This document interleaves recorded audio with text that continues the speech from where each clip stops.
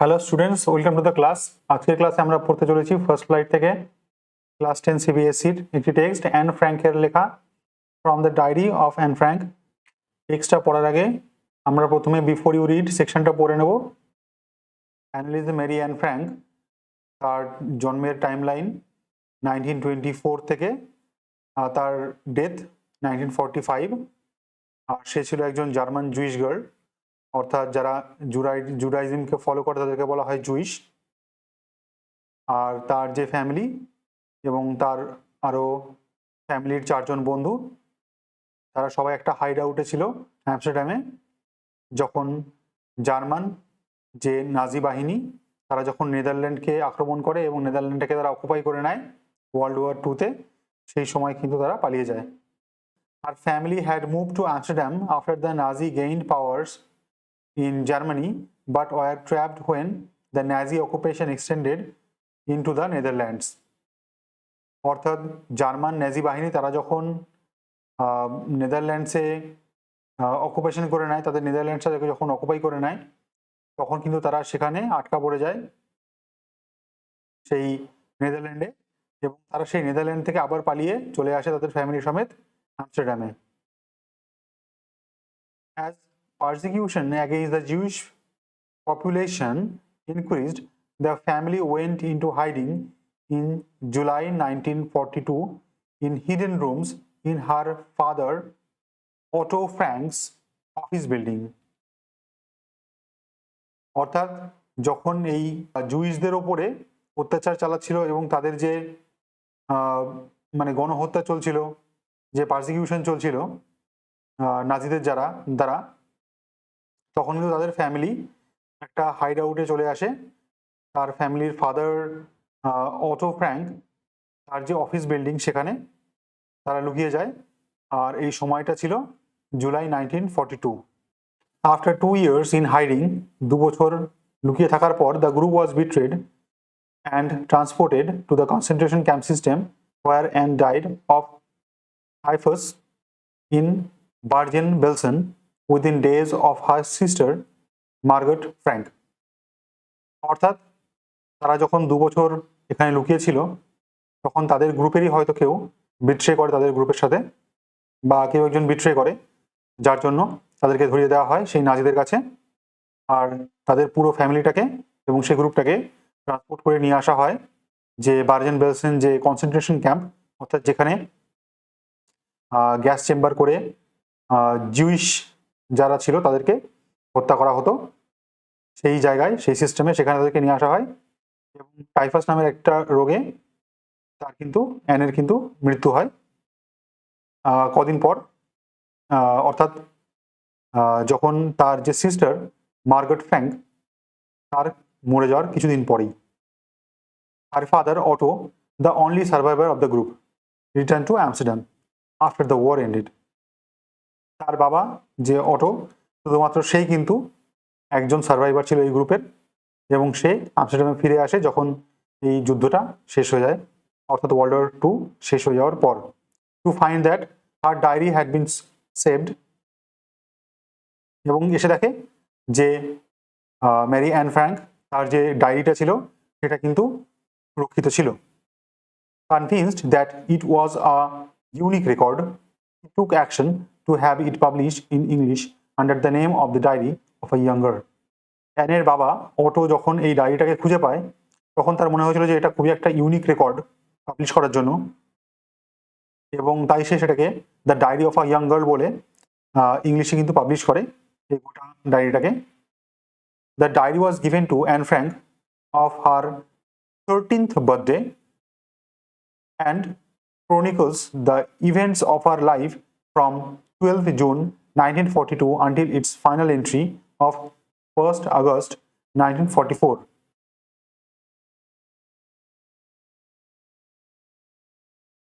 অর্থাৎ এই ডায়েরিটাকে অ্যান ফ্র্যাঙ্ককে দেওয়া হয় তার যখন 13তম জন্মদিন ছিল সেই সময়, এবং এই ডায়েরিতে সমস্ত যে ইভেন্টসগুলো 12ই জুন থেকে একেবারে 1944-এর 1st অগস্ট পর্যন্ত ক্রোনোলজি অনুযায়ী, অর্থাৎ ক্রমান্বয়ে প্রত্যেকটা দিন পর পর বর্ণিত রয়েছে। It was eventually translated from its original Dutch into many languages. এটার যে অরিজিনাল ল্যাঙ্গুয়েজ ছিল ডায়েরির, এটা ছিল ডাচ ভাষায়, এবং সেটা থেকে অন্য অনেক ভাষায় তার ট্রান্সলেশন করা হয়, and become one of the world's most widely read book. আর এটি পৃথিবীর মধ্যে সব থেকে অন্যতম একটি বুক হিসেবে পাবলিশ করে, যেটিকে বহুবার বা বহু রিডার্সরা পড়েছেন। There have also been several films. আর এই ইভেন্টগুলোর ওপরে যে ডায়েরিটা ছিল, সেই ডায়েরির ওপরে কিন্তু অনেক চলচ্চিত্র হয়েছে, টেলিভিশন অ্যান্ড থিয়েট্রিক্যাল প্রোডাকশনস হয়েছে, অর্থাৎ টিভি সিরিজ হোক বা থিয়েট্রিক্যাল অর্থাৎ প্লে ফরমেশন হোক, অ্যান্ড ইভেন অ্যান অপেরা অর্থাৎ অপেরা ফর্মেও ওটাকে পাবলিশ করা হয়েছে বা দেখানো হয়েছে based on the diary. Described as the work of a mature and insightful mind, the diary provides an intimate examination of diary life under Nazi occupation. এই যে ডেসক্রিপশনগুলো ছিল এই ডায়েরিতে, সেগুলো কিন্তু দেখে কখনোই মনে হয় না যে একটা খুব অল্প বয়সী মেয়ের লেখা, বরং মনে হয় যে একটা বেশ পরিণত একজন রাইটার, এবং তার যে মাইন্ড সেটা কিন্তু খুবই থটফুল অর্থাৎ চিন্তাপূর্ণ, তার মধ্যে কল্পনা শক্তি বা চিন্তা শক্তি প্রখর। আর এই ডায়েরিটা যেসব বিষয় বর্ণনা করা ছিল সেটা ছিল ন্যাজিরা যখন জার্মান অকুপাই করে রেখেছিল এবং সেই সময় যে ডেইলি লাইফ তার কিন্তু পুঙ্খানুপুঙ্খ বিবরণ এবং তার সমস্ত বর্ণনা এখানে রয়েছে। Anne Frank has become one of the most renowned and discussed of the Holocaust victims. Anne Frank Holocaust ভিকটিমদের মধ্যে বহু চর্চিত এবং খুবই বিখ্যাত একজন চরিত্র। তোমরা অনেকেই হয়তো এই হলোকাস্ট শব্দের সাথে পরিচিত নও। হলোকাস্ট কথার অর্থ হলো মাস কিলিং। নাজিরা যেমন এই জিউদেরকে স্মোক চেম্বারে হত্যা করে এবং বিপুল পরিমাণে হত্যা করেছিল, আর সেই হত্যাকাণ্ডকেই কিন্তু আমরা হলোকাস্ট বলে চিনি। Writing in a diary is a really strange experience for someone like me. Diary লেখাটা আমার মতো কারোর জন্য একটু স্ট্রেঞ্জ, একটু বিস্ময়ের experience. Not only because I have never written anything before, এই কারণে নয় যে আমি আগে কখনো কিছু লিখিনি, but also because it seems to me that later on neither I nor anyone else will be interested in the musings of a 13-year-old schoolgirl. তার কারণটা এটাও যে এর পরবর্তীকালে আমি বা অন্য কেউ একজন 13 বছর বয়সী মেয়ের, স্কুলে যাওয়া মেয়ের চিন্তাভাবনার ওপরে লেখা কোনো ডায়েরি নিয়ে কেউ খুব একটা বেশি ইন্টারেস্টেড হবে সেটাকে পড়তে। Oh well, it does not matter. আচ্ছা ঠিক আছে, এসব আদৌ ম্যাটার করে না। আই ফিল লাইক রাইটিং, আমার লিখতে ইচ্ছা হচ্ছে, and I have an even greater need to get all kinds of things of my chest. এবং তার থেকেও বড় কথা, আমার এখন নিজের মনের মধ্যে যত কথাবার্তা আছে সেগুলোকে লিখে ফেলতে ইচ্ছা করছে, তাই লিখছি। Paper has more patience than people. একটি কাগজের মানুষের থেকে অনেক বেশি ধৈর্য ক্ষমতা। I thought of this saying on one of these days when I was feeling a little depressed. আমি এই কথাটাই, যে প্রচলিত কথাটা, সেটাই ভাবছি যখন কিনা আমি একটু বিষণ্ণ বা বিষাদগ্রস্ত মনে ছিলাম। And was sitting at home, এবং ঘরে বসে আছি, উইথ মাই চিন ইন মাই হ্যান্ড, আমার চিবুকটাকে হাতের মধ্যে দিয়ে, অর্থাৎ চিন্তা করার যে পশ্চার তাতে সেইভাবে বসে আছি। বোর্ড অ্যান্ড লিস্টলেস, খুবই বিরক্তিভরভাবে, এবং যেন আমার মধ্যে কোনো রকম এনার্জি বা ইন্টারেস্ট নেই এরকমভাবে। Wandering whether to stay in or go out, এবং ভাবছিলাম যে আমি ঘরে থেকে যাব নাকি বাইরে যাব। I finally stayed where I was, তো ফাইনালি আমি ডিসাইড করলাম যে আমি যেখানে রয়েছি সেখানেই থাকবো, অর্থাৎ ঘরেই থেকে যাব। ব্রুডিং, বেশ গভীরভাবে চিন্তা করে দেখলাম, yes paper does have more patience, কাগজের সত্যি ধৈর্য ক্ষমতা অনেক। And since I am not planning to let anyone else read this stiff backed notebook grandly refer to as a diary, আর যেহেতু আমার এরকম কোনো পরিকল্পনা নেই যে আমি এই ডায়েরিটা, যেটা কিনা বেশ একটা শক্ত মোটা কভার দিয়ে তৈরি, যাকে আমরা ডায়েরি বলে চিনি, যেহেতু এটা আমি কাউকে পড়তে দিচ্ছি না বা এখনও সেরকম কোনো প্ল্যান নেই, unless I should ever find a real friend, যদি না আমি কোনো সত্যিকারের বন্ধু খুঁজে পাই, it probably won't make a bit of difference, তাই এটাতে তেমন কিছু আসবে যাবে না। Now I am back to the point that prompted me to keep a diary in the first place, I don't have a friend. এখন আসল কথায় ফেরা যাক, যে কেন আমি এই ডায়েরিটাকে ফার্স্ট প্লেসে রেখেছি, তার কারণটা কি? তার কারণ হলো যে আমার কোনো বন্ধু নেই। Let me put it more clearly, আমার আরেকটু পরিষ্কারভাবে জিনিসটা বলা উচিত। Since no one will believe, যেহেতু কেউই এই কথাটা বিশ্বাস করবে না, দ্যাট আ 13-year-old গার্ল, একটা 13 বছরের মেয়ে, is completely alone in this world, সে কিনা পুরোপুরি একাকী এবং কমপ্লিটলি সেপারেটেড এই দুনিয়াতে, এই কথাটা কেউই কিন্তু বিশ্বাস করবে না। অ্যান্ড আই এম নট, এবং আমি সেরকম নইও। আই হ্যাভ লাভিং প্যারেন্টস, আমার খুবই কাছের ভালোবাসার আমার বাবা মা, অ্যান্ড এ 16-year-old সিস্টার, এবং একজন 16 বছর বয়সী বোন রয়েছে বা দিদি রয়েছে, and there are about 30 people I can call friends, এবং আরও 30 জন মানুষ রয়েছে যাদেরকে কিন্তু আমি বন্ধু বলতে পারি। আই হ্যাভ এ ফ্যামিলি, আমার একটা পরিবার রয়েছে, লাভিং আন্টস, প্রিয় ভালোবাসার aunt, and a good home, এবং একটি ভালো বাড়িও রয়েছে। No, on the surface I seem to have everything, উপরি উপরি দেখলে মনে হবে যেন আমার কাছে সব কিছুই রয়েছে, except my one true friend, শুধুমাত্র একটি ভালো কাছের বন্ধু ছাড়া। And I think about when I am with friends is having a good time, এবং আমি এটা ভাবি যখন আমি আমার বন্ধুদের সাথে থাকি যে তাদের সাথে একটা ভালো সময় কাটাবো। I can not bring myself to talk about anything but ordinary everyday things, আমি শুধুমাত্র সাধারণ যে দৈনন্দিন যে জিনিসগুলো সেগুলোর কথা ছাড়া অন্য কিছুই আর বলে উঠতে পারি না। We don't seem to be able to get any closer, আমরা একে অপরের এতটাও কাছে আসতে পারি না, অ্যান্ড দ্যাটস দ্য প্রবলেম, এবং সেটাই হলো আসল সমস্যা। মেবি ইটস মাই ফল্ট, হয়তো এটা হতে পারে আমার ভুল, that we don't confide in each other, যে আমরা একে অপরের মধ্যে এতটাও মন খোলাভাবে নিজেদের ব্যক্তিগত ব্যাপারগুলো শেয়ার করতে পারি না বা বলতে পারি না। ইন এনি কেস, যাই হোক না কেন, that's just how things are, আর পুরো বিষয়টা এরকমই। Unfortunately they are not liable to change, এবং আনফর্চুনেটলি তাদের মধ্যে খুব একটা পরিবর্তন আসবে না। This is why I have started the diary, আর এটাই হলো সেই কারণ যার জন্য আমি কিন্তু ডায়েরিটা লেখা শুরু করেছি। To enhance the image of this long awaited friend in my imagination, I don't want to jot down the facts in this diary the way most people would do. সাধারণত সমস্ত লোকেরা যেভাবে তাদের ডায়েরির মধ্যে সমস্ত ফ্যাক্টস এবং ঘটনাগুলোকে শুধুমাত্র বর্ণনা দিয়ে রেখে যায়, আমি সেরকমটা করব না। টু এনহ্যান্স দ্য ইমেজ মানে এর গুরুত্ব বা এর ইমেজটাকে আরেকটু বাড়ানোর জন্য আমি একটু অন্য কাজ করব। সেই কথাই বলছে যে to enhance the image of this long awaited friend in my imagination, মানে আমার ইমাজিনেশনে কি আছে, যে এই যে লং অ্যাওয়েটেড ফ্রেন্ড অর্থাৎ আমার যে ডায়েরিটা, সেই ডায়েরিটাকে আমি একটু অন্যরকমভাবে রিপ্রেজেন্ট করব এবং তাকে একটু অন্যরকমভাবে এনহ্যান্স করব। But I want the diary to be my friend, অর্থাৎ রাদার আমি আমার এই যে লং অ্যাওয়েটেড ফ্রেন্ড ডায়েরি, এটাকে কিন্তু আমি নিজের বন্ধুর মতো রাখবো। And I am going to call this friend Kitty, আর আমি এই যে বন্ধু যে ডায়েরি তার নাম দিলাম কিটি।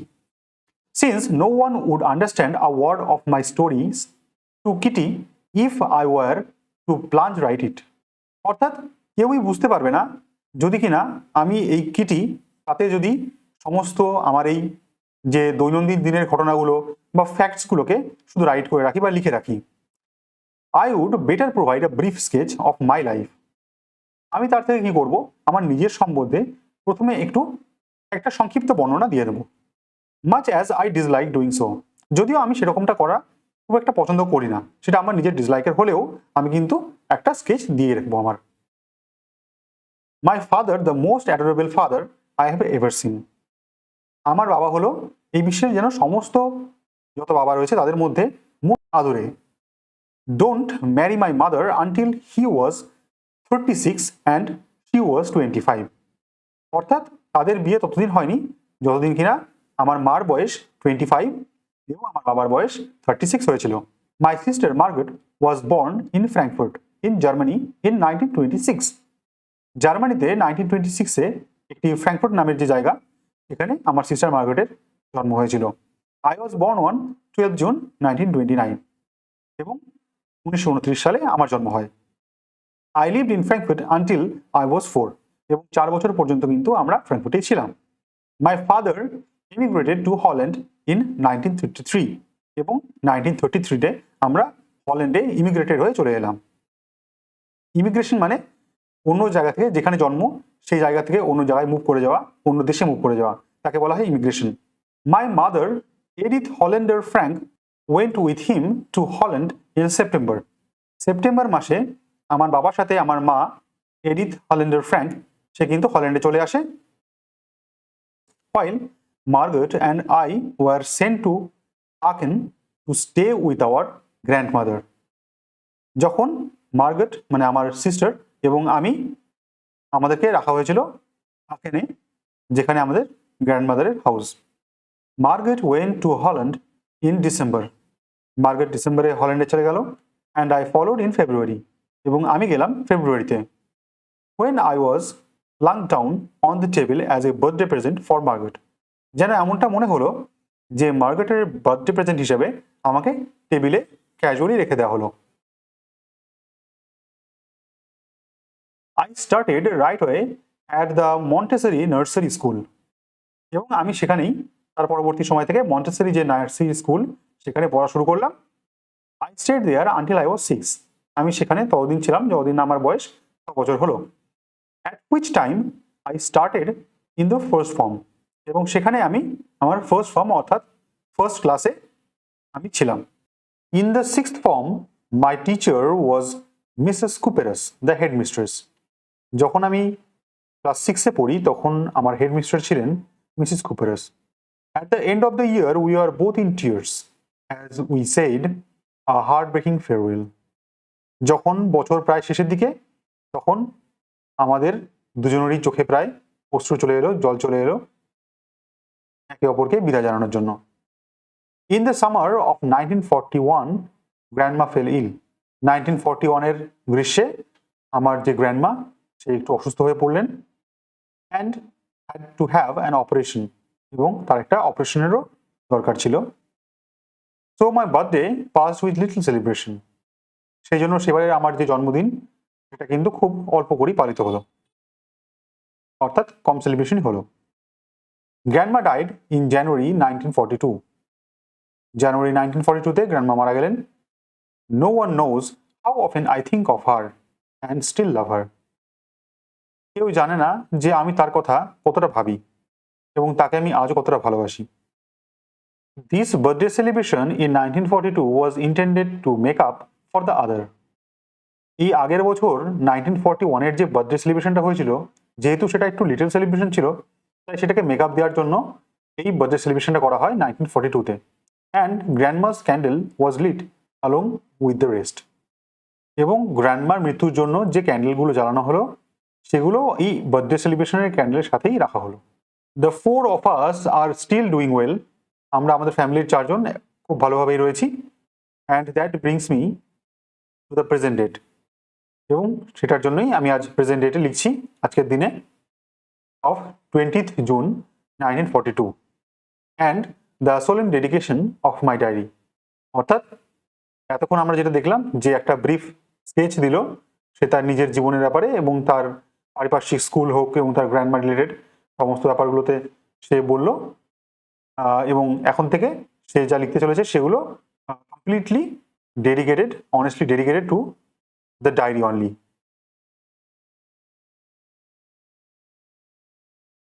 এবার স্যাটারডে 20th জুন 1942। আগের লাইনে যেটা বললাম যে এখন সে তার যে লেখাটা সেটা কমপ্লিটলি ডেডিকেট করছে তার যে ডায়েরি সেটাকে, আর তার নাম তো রেখেছে সে কিটি, সেই জন্য ডিয়ারেস্ট কিটি হিসেবে সে শুরু করেছে ডায়েরি লেখাটা। Our entire class is quaking in its boots. অর্থাৎ আমাদের যে পুরো সম্পূর্ণ ক্লাসটা সেটা ভয়ে সন্ত্রস্ত হয়ে রয়েছে। The reason of course is the forthcoming meeting in which the teachers decide who will move up to the next form and who will be kept back. তার কারণটা অবশ্যই কি, যে সামনে যে মিটিংটা রয়েছে টিচারদের সাথে, যেখানে টিচাররা ডিসাইড করবে যে কোন কোন স্টুডেন্ট পরবর্তী ধাপ মানে পরবর্তী ক্লাসে যাচ্ছে এবং কারা কারা সেই একই ক্লাসে থেকে যাচ্ছে। Half the class is making bets, এবং যে সম্পূর্ণ ক্লাস তার প্রায় হাফ ক্লাসই কিন্তু একদম বাজি ধরে উপস্থিত। GN and I loved ourselves silly at the two boys behind us, CN and Jack. আমরা আমাদের পিছনে বসে থাকা যে দুজন জ্যাক এবং CN তাদের দেখে হাসলাম। Who have stacked their entire holiday savings on their bed. যারা কিনা তাদের সমস্ত হলিডের সেভিংসগুলো মিলিয়ে বেট লাগিয়েছে, বাজি ধরেছে। From morning to night, it's you are going to pass. No, I am not. Yes, you are. No, I am not. অর্থাৎ সারা দিন রাত ধরে তারা শুধু এই একটাই কাজ করে যাচ্ছে, কি বলে যাচ্ছে যে হ্যাঁ তুমি পাস করবে, না আমি করব না, তুমি পাস করবে, আমি করব না। Even G's fleeting glances and my angry outburst cannot calm them down. অর্থাৎ যে জি বলতে GN, সে তাদের দিকে বেশ অনুনয় ভরে তাকালো, অনুনয় বিনয় ভরে তাদের দিকে তাকালো, মানে রিকোয়েস্ট করার মতো করে, এবং আমি তাকালাম তাদের দিকে খুব অ্যাংরিলি, কিন্তু তারপরও তারা কিন্তু শান্ত হলো না। ইফ ইউ আস্ক মি, তুমি যদি আমায় জিজ্ঞেস করো, there are so many dummies that about a quarter of the class should be kept back.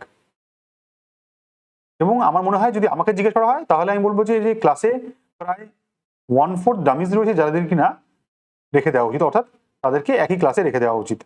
But teachers are the most unpredictable creatures on earth. কিন্তু টিচাররা একেবারেই আনপ্রেডিক্টেবল ক্রিয়েচার এই আর্থের। I am not so worried about my girlfriends and myself. তাই আমি নিজেকে নিজের জন্য বা আমার যে ফ্রেন্ড GN তার জন্য কিন্তু খুব একটা বেশি চিন্তিত নই, মানে তারা শিওর যে তারা কোয়ালিফাই করে যাবে নেক্সট ক্লাসে। We will make it. The only subject I am not sure about is math. যে বিষয়টাতে আমি খুব একটা বেশি শিওর নই সেটা কিন্তু math. Anyway all we can do is wait. তাই আমাদের শুধু এখন অপেক্ষা করা ছাড়া আর কোনো কিছু করার নেই। আনটিল দেন, ততক্ষণ we keep telling each other not to lose heart. ততক্ষণ আমরা কি বলতে পারি একে অপরকে যে নিরাশ না হতে। I get along pretty well with all my teachers. আমার সমস্ত টিচারদের সাথেই সুখ্যাতি ছিল। দেয়ার আর 9 of them, 7 men and 2 women. মোট 9 জন টিচার ছিল, তাদের মধ্যে 7 জন পুরুষ এবং 2 জন মহিলা। Mister kissing, the old foggy who teaches math, was annoyed with me for ages because I talked so much. আর তারই মধ্যে একজন ছিল যে কিনা একটু ওল্ড ফ্যাশন গাই, যে আমাদের ম্যাথ শেখাতো, তার নাম মিস্টার কিসিং, এবং সে আমার থেকে খুবই অ্যানয়েড ছিল, তিতবিরক্ত ছিল। তার কারণটা ছিল যে আমি খুব বেশি কথা বলতাম বলে। আফটার সেভারাল ওয়ার্নিংস হি অ্যাসাইন্ড মি এক্সট্রা হোমওয়ার্ক। সে আমাকে প্রথম দিকটায় বেশ কিছু ওয়ার্নিং দিয়েছিল, কিন্তু তারপরে সে আমায় একটা হোমওয়ার্ক অ্যাসাইন করলো। And essay on the subject a chatter box. আর সেই যে এক্সট্রা হোমওয়ার্ক তার টপিকটা ছিল chatter box.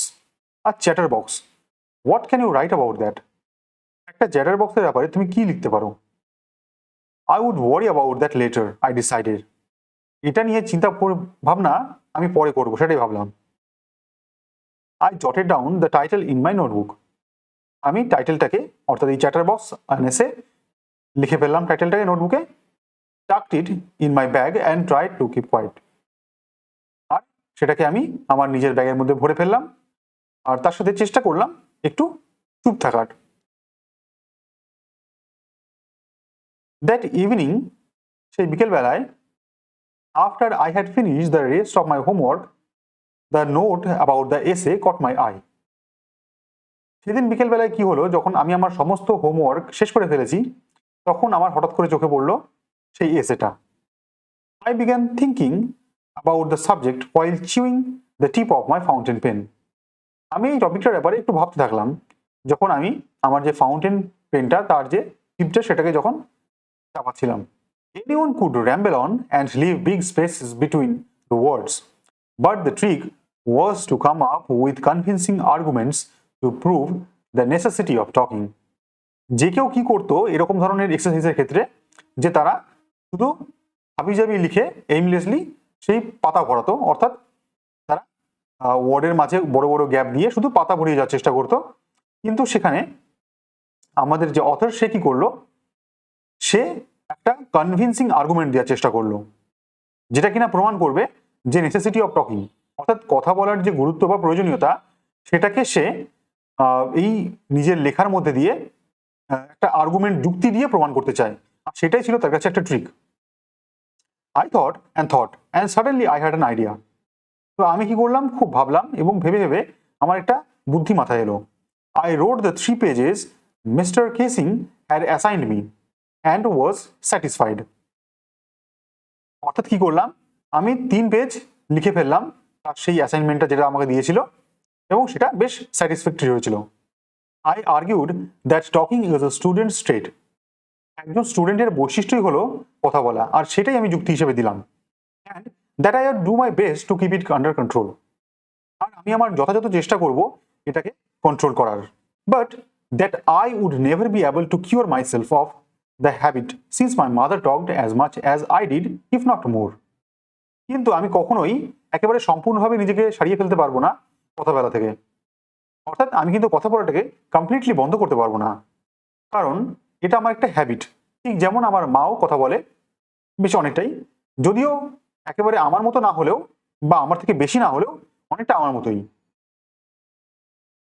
And that there's not much you can do about inherited traits. অর্থাৎ এমন একটা ট্রেড যেটা কিনা একটা বৈশিষ্ট্য যেটা তুমি বংশক্রমায় পেয়েছো বা বলতে পারো যে উত্তরাধিকার সূত্রে পেয়েছো, সেটাকে তুমি কখনোই সম্পূর্ণভাবে মুছে ফেলতে পারো না। Mister kissing had a good love at my argument. আমার যুক্তি দেখে বা যুক্তি শুনে সে বেশ হাসলো। But when I proceeded to talk my way to the next lesson, he assigned me a second essay. যখন দেখলো যে আমি আমার যে সেকেন্ড যে লেসনটা তখনও আমি সেই একই রকমভাবে কথা বলে চলেছি, তখন তিনি কিন্তু আমাকে আবার আরেকটা দ্বিতীয় এসে অ্যাসাইন করলেন। This time it was supposed to be on an incorrigible chatter box. অর্থাৎ এবার যে আমাকে এসেটা তিনি দিলেন সেটা ছিল অ্যান ইনকরেজেবল, অর্থাৎ একটা ব্যক্তি যাকে কিনা কখনোই শুধরানো যায় না সেরকম। তো an incorrigible chatter box. I handed it in and Mr. Kissing had nothing to complain about for 2 whole lessons. এবং পরবর্তী যে দুটো লেসন সেখানে তিনি আর কোন রকম কমপ্লেন করলেন না।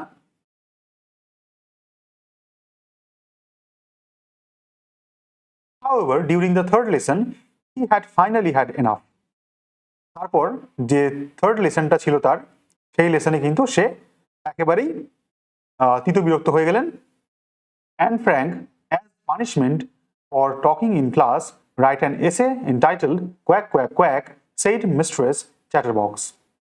অর্থাৎ তাকে পানিশমেন্ট স্বরূপ ক্লাসে কথা বলার জন্য আবার একটা টাইটেল দিয়ে দিলেন এসের, quack quack quack said mistress chatterbox. The class roared. সম্পূর্ণ ক্লাস হেসে উঠল। I had to laugh too. আমারও কিন্তু বেশ হাসি পাচ্ছিল। দো I would nearly exhausted my ingenuity on the topic of chatterboxes. যদিও আমি আমার সম্পূর্ণ যে ক্রিয়েটিভ যে কোয়ালিটিস সেটা কিন্তু এই চ্যাটার বক্সের ওপরে অলরেডি দুটোতে এক্সস্ট করে ফেলেছি, অর্থাৎ সম্পূর্ণটা আমি খরচ করে ফেলেছি। It was time to come up with something else, something original. এবার সময় হয়েছে কিছু একটা নতুন করার, এমন কিছু একটা নতুন আইডিয়া নিয়ে আসার। My friend Sanne, who's good at poetry, offered to help me write the essay from beginning to end in verse, and I jumped for joy. আমার যে বন্ধু সানা, সে খুব ভালো পোয়েট্রিতে, তো সে আমাকে অফার করলো যে সে আমাকে সাহায্য করবে শুরু থেকে শেষ পর্যন্ত এই সম্পূর্ণ এসেটাকে কবিতার ছন্দে লেখার, এবং আমিও বেশ উৎসাহিত হলাম। Mister kissing was trying to play a joke on me with this ridiculous subject, but I would make sure the joke was on him. তো মিস্টার কিসিং কি চেষ্টা করছে যে আমাকে একটা হাসির পাত্র বানাবে এই একটা রিডিকুলাস একটা সাবজেক্ট আমাকে লিখতে দিয়ে, কিন্তু আমি চেষ্টা করব যে এই জোকটা যেন আমার ওপর না বরং তার উপরে হয়। I finished my poem. আমি আমার পোয়েম লেখা শেষ করলাম। অ্যান্ড ইট ওয়াজ বিউটিফুল, এবং এটা খুবই ভালো ছিল। It was about a mother duck and a father swan with 3 baby ducklings who were beaten to death by the father because they quacked too much. আর এটা ছিল একটা মা ডাক এবং একটা বাবা সোয়ানের ওপরে এবং তাদের যে তিনটে ছোট ছোট বেবি ডাকলিংস গুলো ছিল তাদের ব্যাপারে, এবং তাদেরকে তার বাবা মেরে ফেলেছিল কারণ তারা প্রচন্ড বেশি কথা বলতো, মানে কোয়াক কোয়াক করতো বলে। Luckily mister casing took the joke the right way, এবং সৌভাগ্যবশত মিস্টার কিসিং কিন্তু এই জোকটাকে বেশ লাইটলি এবং সহজভাবে নিয়েছিল। He read the poem to the class, এবং সে সম্পূর্ণ ক্লাসেসকে এই যে পোয়েমটা পড়ে শুনিয়েছিল, অ্যাডিং হিজ ওন কমেন্টস, তার নিজেরও কমেন্টস এর উপরে জুড়ে দিয়েছিল, to several other classes as well, এবং অন্যান্য ক্লাসেও কিন্তু সে সেটা পড়িয়ে শুনিয়েছিল। Since then I have been allowed to talk, এবং তারপর থেকে আমাকে কথা বলার জন্য অ্যালাউ করা হয়েছিল। I haven't been assigned any extra homework, আর আমাকে তারপর থেকে কোনো রকম এক্সট্রা হোমওয়ার্কও অ্যাসাইন করা হয়নি। On the contrary Mister Keesing's always making jokes these days, এবং তার পরিবর্তে কি হলো যে মিস্টার কেসিং সেও কিন্তু এখন বেশ মানে হাসি মজা করতে থাকলো ক্লাসের মধ্যেও।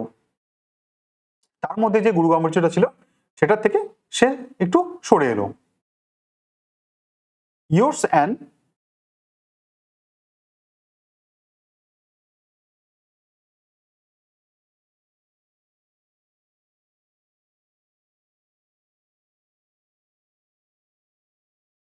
আগে বলছি ইয়োর্স অ্যান্ড, আমাদের এই ক্লাসটা এখানেই শেষ হচ্ছে। আশা করছি তোমরা সকলেই খুব ভালোভাবে বুঝতে পেরেছো। যদি কোনো ডাউট থাকে নিশ্চয়ই কমেন্ট করবে, আর যদি ভিডিওটি থেকে তোমরা উপকৃত হও তাহলে অবশ্যই চ্যানেলটিকে সাবস্ক্রাইব করো এবং ভিডিওটিকে লাইক করো। দেখা হচ্ছে তোমাদের সাথে পরবর্তী ক্লাসে আবার একটি নতুন সেশন নিয়ে।